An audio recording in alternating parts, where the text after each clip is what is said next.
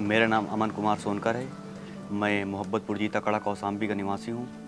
मेरे डिस्ट्रिक्ट में मेरा चौथा स्थान आया है। मेरे कुल मार्क्स 477 हैं। मैंने विद्याकुल से पढ़ के बहुत बढ़िया एजुकेशन पाई है, जिससे आज मेरा डिस्ट्रिक्ट में चौथा स्थान मिल पाया है। और मैं इसके लिए विद्याकुल के सभी अध्यापकों को बहुत बहुत धन्यवाद करना चाहूँगा।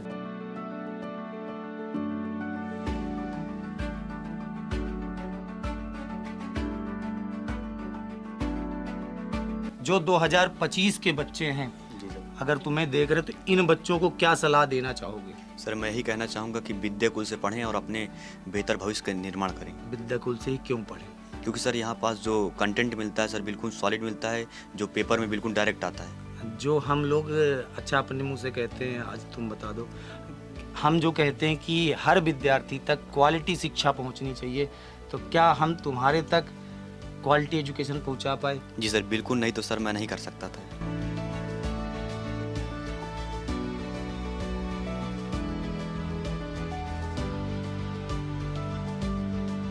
प्यारे साथियों, आप सभी को नमस्कार। मैं आपका बड़ा भाई, आपका शिक्षक मुकेश सर स्वागत करता हूं अपनी विजय यात्रा के एक और इंटरव्यू में। आज हम हैं प्रयागराज मंडल के कौसाम्बी जिले के दरियापुर जीता गांव में, जहां पर एक ऐसा परिवार जो कि संघर्षों के साथ अपने बच्चों को पढ़ा रहा था, और ये है इस घर का सबसे बड़ा लड़का, जिसने अपनी मेहनत के दम पर, अपनी पढ़ाई के दम पर पूरे कौसाम्बी जिले में चौथा स्थान प्राप्त किया है। प्यारे बच्चों, इस बच्चे से मिलने के बाद दिल खुश हो गया।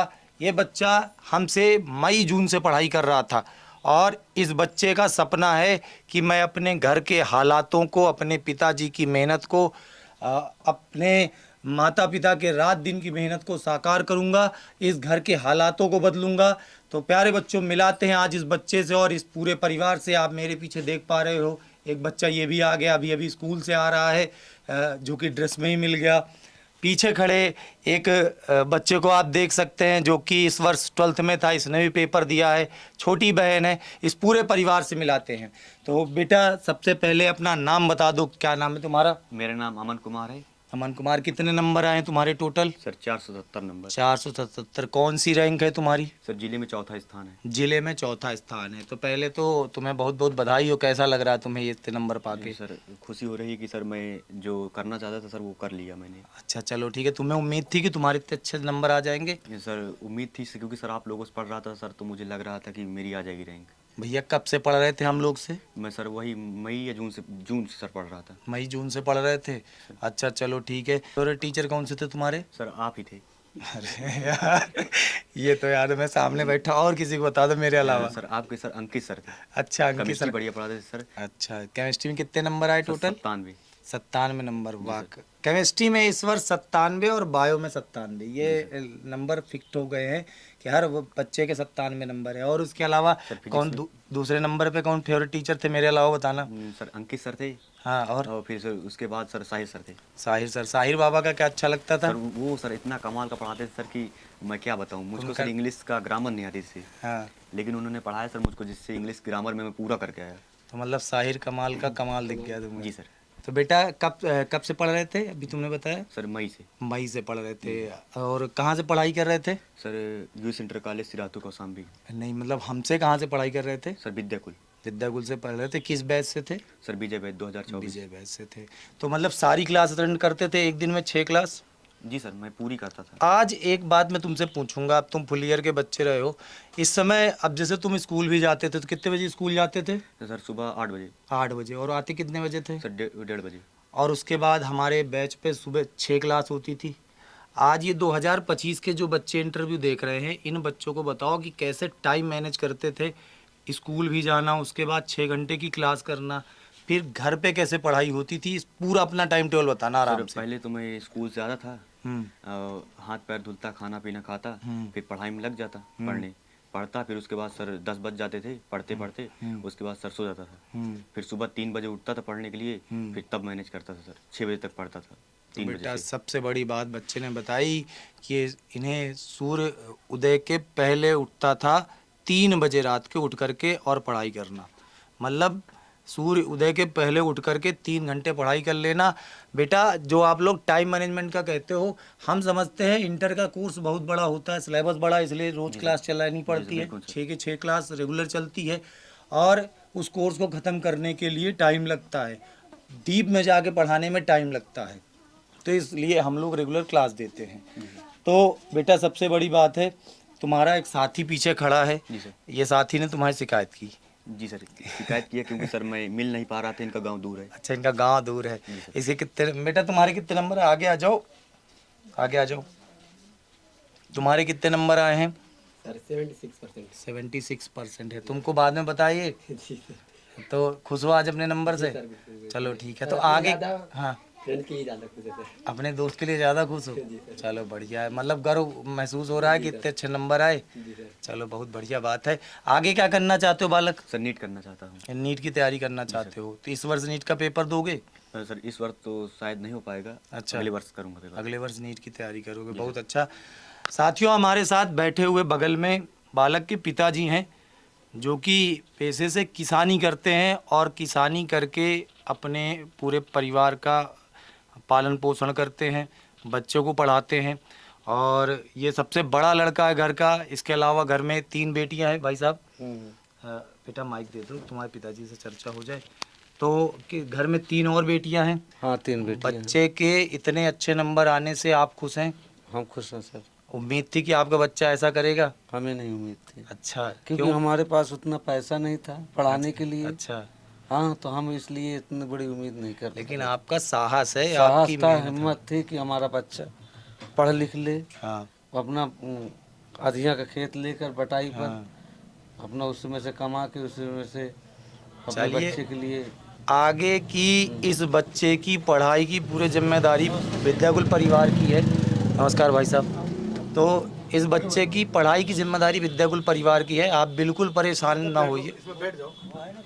ठीक है। आप बिल्कुल परेशान मत होइए, इस बच्चे की पढ़ाई की जिम्मेदारी विद्याकुल परिवार की है। विद्याकुल परिवार इस बच्चे की पढ़ाई की पूरी जिम्मेदारी लेता है। बस आप अपना हौसला जिस तरह इस बच्चे के साथ बनाए रखें। इसके अलावा आपके 3 और बच्चे हैं, 3 बेटियां हैं। हाँ 3 बेटियां हैं। 3 बेटियां हैं, तो 3 बेटियों का भी बोझ है इन पिताजी के ऊपर।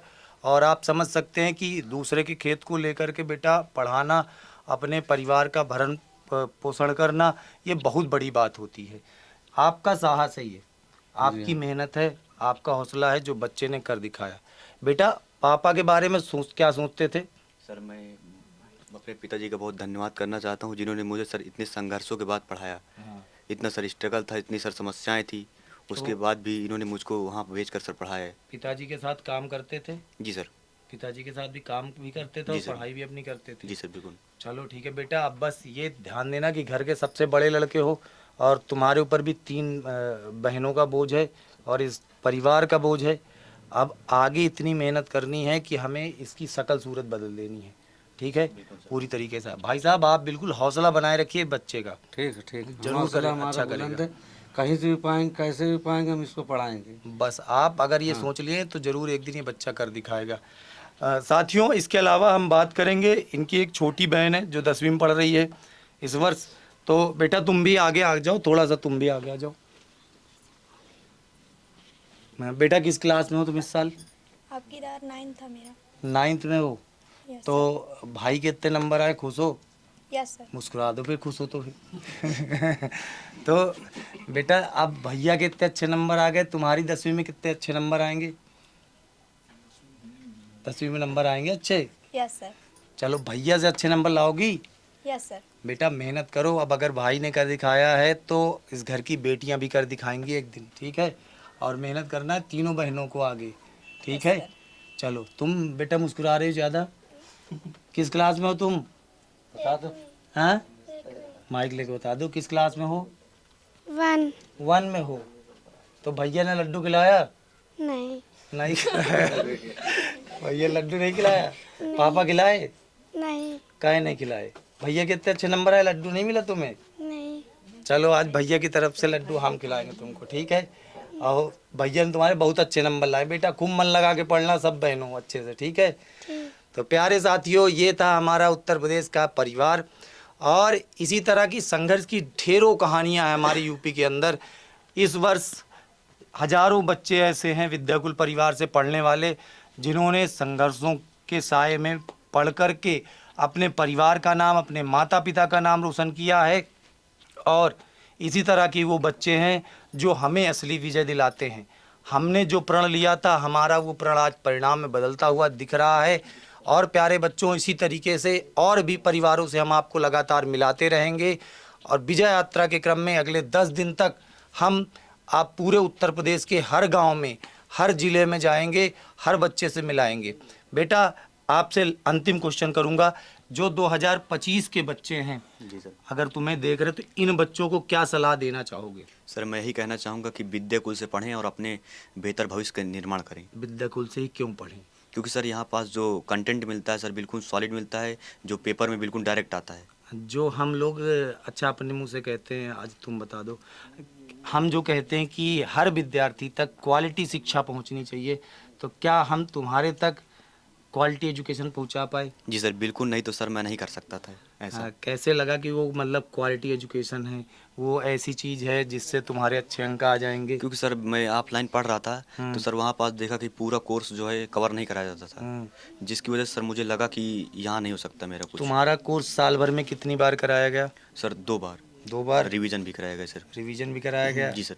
एग्जाम टाइम में क्या कराया गया? सर एग्जाम टाइम में सर कुंजी बैच किया गया। उसमें क्या बताया गया? सर उसमें पेपर सॉल्व कराए गए। चलो, सबसे हेल्प मिली? जी सर बिल्कुल सर। सबसे ज़्यादा हेल्प कहाँ से मिली? सर मुझे सबसे ज़्यादा हेल्प कुंजी बैच से मिली। कुंजी बैच? कुंजी बैच में क्या ऐसा खास रहा? सर कुंजी बैच में सर ऐसा था कि वहाँ पास हमको कि ऐसे क्वेश्चन आते हैं पेपर में, वो उन सारे पेपर को सॉल्व किए थे? जी सर मैं सब पेपर को। हेल्प मिली थी अच्छी खासी? जी सर बिल्कुल। चलो बढ़िया है। प्यारे बच्चों, ये वो बच्चे हैं जो साल भर मेहनत करते हैं, हर दिन मेहनत करते हैं, रात मेहनत करते हैं, और ये वो परिवार हैं जो अपने बच्चों को कभी भी इस बात का एहसास नहीं दिलाते हैं कि बेटा हमारे पास पैसे कम है, तुम अच्छी पढ़ाई नहीं कर सकते हो। प्यारे बच्चों, ऐसे ही बहुत सारे बालक हैं जिनसे हम लगातार आपको मिलाते रहेंगे। विजय यात्रा लगातार अगले 10 दिन तक चलती रहेगी। और भाई साहब, 5 मई को प्रयागराज में एक छात्र सम्मान समारोह है। ऐसे मेधावी छात्रों को सम्मानित करेंगे, जहां पर आप अपने सपरिवार आमंत्रित हैं। आप आइएगा, बच्चा आएगा, बेटा तुम लोग भी आना, ठीक है? तुम्हें बेटा वहीं पे सम्मानित करेंगे, ठीक है? अभी हमारे इस वर्ष हज़ारों बच्चे हैं जिनके घर तक पहुंचना है, तो हर बच्चे के घर तक हमें जाना है, ठीक है? तो 5 तारीख को आप आमंत्रित हैं, 5 मई को, ठीक है? तो आप ज़रूर आइएगा। तो प्यारे साथियों, अगले इंटरव्यू में अब आपसे मिलते हैं, विजय यात्रा के अगले इंटरव्यू में। आप सभी का धन्यवाद। खाओ, पकड़ लो, पकड़ लो। लो जी, लड्डू आ गया आपका। आओ बेटा, बैठ के खिला दो। आ जाओ, बैठो, तुम कुर्सी में बैठो, बैठ जाओ कुर्सी में। लो, तुम्हें लड्डू नहीं मिला था ना, लो लड्डू खाओ, पकड़ लो अपने हाथ से। मिल गया लड्डू। गिर गया, आधा